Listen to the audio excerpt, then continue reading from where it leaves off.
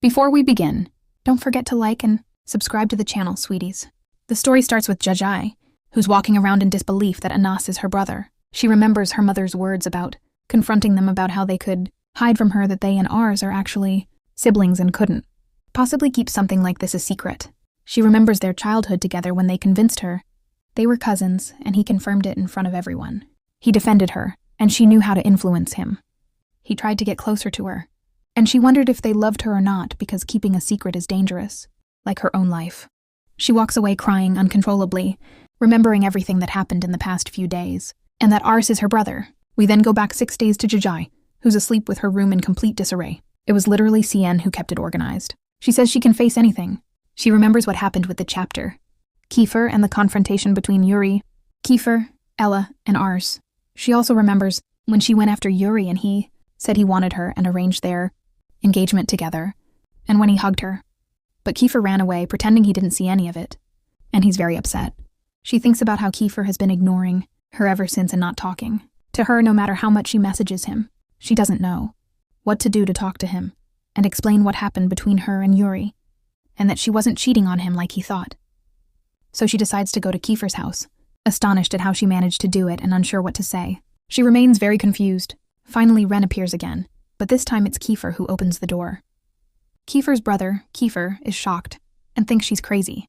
That's why she asks about Kefir, knowing he's left the house. When he returns, he tells Kefir she came and he goes inside. This makes her sit and wonder where Kefir went. He calls Kef, who's traveling, and Kef answers. Kef tells him that Jaja came looking for him and tells him not to say anything to her, that he wants him to focus on the purpose of his trip to London. He hangs up, which makes Kef think about her a lot.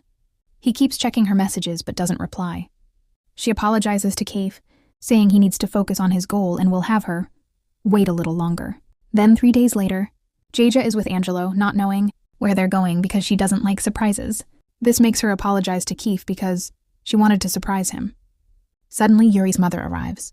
She had asked to be alone with Jaja and goes to check on her because Jaja is very nervous around her. Her mother wants them to start preparing because there's no time left. She reassures Yuri that he's better now after the cold he caught while on the trip with them and offers her. She sees him, and suddenly the owner of the shop arrives and greets Yuri's mother warmly, speaking to her in Japanese. She thinks he's insulting her, but he's actually going to choose a suitable dress for her. He chooses this one with her, and she lets her try it on. She goes to see it, and is very impressed, thinking it looks great on her. He asks her opinion and tells her that this is the dress she'll wear with Yuri and Jajigai. Jajigai says she feels wonderful wearing a wedding dress, but she doesn't know what to do because she doesn't love Yuri and doesn't want to marry him since he lied to her after she trusted him. She thought his family pressured him into agreeing. She goes to ask her opinion, and her mother tells her that deep down she doesn't want her to be Yuri's wife because she loves her son and is ready to give up anything for him. Jajigai understands her because she and Yuri's father loved each other, and his family didn't accept her, but she did everything she could to prove herself. The family continued like this until she gave birth to Yuri and he joined the family. At that time, she completely embraced him and saw him as a blessing, especially since he was handsome and intelligent.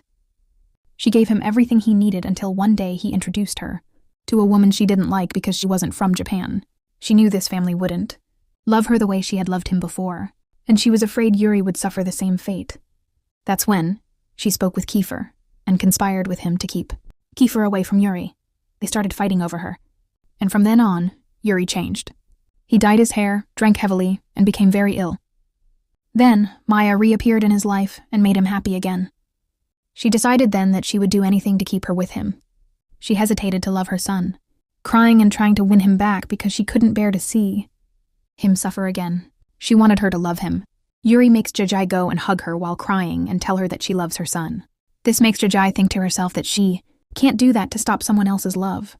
Then we go to Kefir, who returns from his trip to Annie and remembers his conversation with Kijin. He calls her and remembers everything they said about how he would answer her immediately if she asked him anything. Suddenly, Yuri sends him a message saying that he can't stop his wedding to Jajai, so he should stop interfering. He is shocked. Then Jajai comes with Angelo and sees her grandmother and is very happy. She hugs her and her aunt. But Maha comes and offers to hug her, which she doesn't like at all. However, her grandmother makes her go and hugs her immediately and checks on her because they don't talk at all. She keeps wanting to know more about her until her new husband comes and proposes to her. It's a gift, but she gets affected and develops a complex from it. Their marriage is because their previous marriage caused her a complex and a phobia. She's very scared because she had the same feeling with her stepfather. Suddenly she snaps out of it, and he notices she's not well at all. He curses her and tries to change the subject so they can have dinner.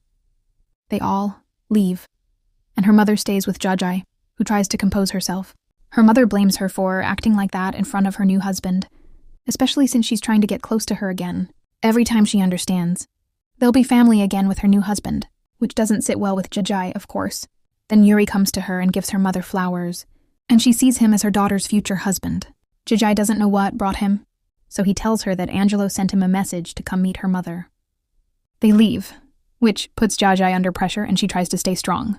Suddenly, a visitor arrives, Kiev, and the first thing he does is... She sees him and is very happy about it because she missed him after a long time. She doesn't know what brought him here, but she might see him. He tells her he was in London to meet his cousins, because the matter concerns his father. Maybe someone can influence his father or help them, but they refused, especially since they only do this when they have no other solution. She goes to check on him and asks if he's still upset with her, but he doesn't answer so he can concentrate.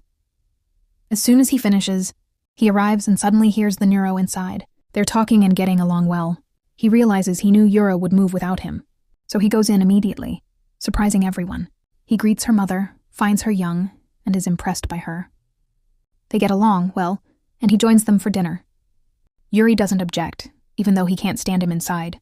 That's why he goes and sits down with JJ, who's sitting next to him. So they start eating together, and Yuri takes care of her, while Kefir also goes to look after the food. Angelo is watching this and Yuri, and that's why they ask Fee what brought him there. Fee says he came to see Jaga Jaga, and everyone is shocked when he says he came to see her for no reason. When they ask him about their relationship, Fee says that Jaga Jaga is his best friend, and Kefir says the same thing. They get into an argument, especially when Fee says that Jaga Jaga will be his bride. That's why Angelo yells at Jaga Jaga and wants to know what her relationship with Kefir is. She gets flustered, and Fee says that they are friends, but also lovers. He yells at them a lot, and they still don't know how to act. Suddenly, Fonu's phone rings, saying that Kefir is being threatened, but he gets a call about Aries, and he repeats it. They all go together immediately, very worried about him, and she still doesn't know what's happening to him. Her grandmother reassures her that Anars will be fine and wants to know what's going on between them. That's why Yuri tells her they're having an affair even though they're engaged. That's why Keith tells her he loves her granddaughter, Gigi. Her grandmother wants her to fix this. But Keith intervenes, telling her not to blame Yuri because he pressured her, and that they are the real couple. This makes Yuri angry because they're having another relationship, and this makes her grandmother make her think and choose who she'll be with. She's walking her around because she can't believe this is happening, and they're worried about her. They're putting Gigi under pressure. We come back 2 days later with Gigi, who goes to class. Everyone is unusually quiet, and she doesn't know how she got through yesterday. She's talking to Sakan and sees that they're still fighting. This makes David go and talk to her outside. She goes with him, and he calls Percy. He makes her go and talk to him right away, and she does. He tells her he's coming back, but she refuses to look at him because he causes problems in her life. She apologizes, but that's all. She even refuses to meet him after a few days. Even though she's given him 2 more days to answer all her questions, she's still refusing. When David gets close to her and she apologizes, she wants to know what he means to Percy. So he tells her that Percy helped him with his girlfriend's relationship. In exchange for him protecting her and keeping her safe, she's shocked and cries. He focuses on her, then goes closer while she's crying. He looks at her, trying to look at her, while someone watches them. He tries to hit him, but she immediately pushes him away. He starts thinking that she's having an affair with David, so she tells him that she was talking to Percy and how he suspects her. He refuses to let her near him because if she does, he'll hurt her. She focuses on him while crying, and he leaves immediately. She's deeply shocked and knowing how to act. We see her the day before with Kigagi, who arrives thinking that Kafir still hasn't spoken to her after what happened. They tell her that Aries has been discharged from the hospital, and when he arrives, he's shocked to see her. Her mother hugs him and tells him about her new husband, but he rejects him. She talks to her aunt about what her children are doing, which shocks Gigagi, who is bringing them together with Aries. That's why Maha yells at him. Because he chose a different mother, she sees that Gigagi still doesn't know that Aries and she are actually sisters, and she's deeply shocked that he hasn't told her the truth. That's why Arsen says that even if she knew, nothing would change between them. She tells him that he didn't want her as his cousin's daughter, So how could he accept her as a sister? We then move on to the present, where she's in the street crying, not knowing what to do with her life, just like in those movies. She goes to leave. She's crying but trying to pull herself together and encourage herself that she can carry on as normal. She tries to comfort herself and walks to school. As she's walking, 2 people come after her, and she bumps into them. She tries to run away from them, but she's scared and keeps running from them until she suddenly falls over. When people see this, they check on her and rush her to the hospital. Even though she's injured, she goes to school and walks straight ahead. She arrives here and sees Keith getting into a fight and hitting people, but she comes and picks them up. That's why Mayo tells him that he tried to kiss her before, and she yells at everyone. Suddenly, Yura comes and picks him up. He goes and warns everyone not to go near Gigi, saying that someone was trying to get close to her and threatening everyone, especially Sagan or Kilix, but they immediately deny having a relationship with her. And he goes and tells Yura, and they challenge him. Some people are upset because he's taking what belongs to her and has taken everything from her. Suddenly she faints, but when she wakes up, he tells her that everyone in the department is her lover. That's why she tells him not to talk to her like that and to speak to her respectfully. But he's no longer trusting her at all because of what she's doing to him. And he feels she's playing him and is definitely planning to get involved with all of them, to destroy them and separate them. That's why she tells her friends in her sleep that she's part of the department. He takes her away and they follow him. The others are shocked. He takes her to Ars and Faria and tells her that she belongs to Ars and her stupid cousin. Ars immediately defends her, and she's happy because he's her brother after all. They think of him as inferior to them, and he wanted to destroy her in his past. When it happened, he didn't care, or he still doesn't care. This makes her cry constantly, and she gets upset, walks away, and refuses anyone to approach her. Wars and Kefir are challenging each other, so now we're with JJ, who's asleep, wondering whether or not to go back to school after hearing the hurtful things she heard. She's still texting Kefir, but he's ignoring her. She sees Sagan, Yuri, and Mika checking on her, so she texts Sagan that she's not going anymore. Suddenly, her mother arrives and takes care of her messy room, telling her she needs to focus on her life. She arranges for her to go to school instead of coming with her and her husband. JJ goes and overhears the class arguing about him telling her the truth and abandoning the plan. They feel sorry for JJ, who enters and is very surprised.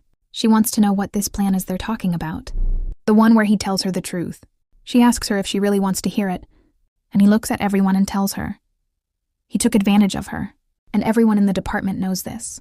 This shocks her deeply, and she looks at everyone, saddened by his situation. He was like family to her, and that's why he tells her he made her fall in love with him to get back at her. This was part of his revenge. And the whole class knows this. Even those closest to her are shocked. She cries uncontrollably, realizing that everyone she showed was fake, and this was part of his revenge. She goes and cries, looking at the whole class, the ones she considered her true friends, and continues to cry. She says that she once said no one could hurt her again, but she saw that there are still people who hurt her, especially the person she thought would protect her from everyone, the one who was her personal space, the one she truly loved, not jokingly, the one she thought loved her for real, the one she was devoted to and who sacrificed everything for her. She remembers all her memories with him. She cries and says that none of this was real at all, and that only one person is truly saddened by her.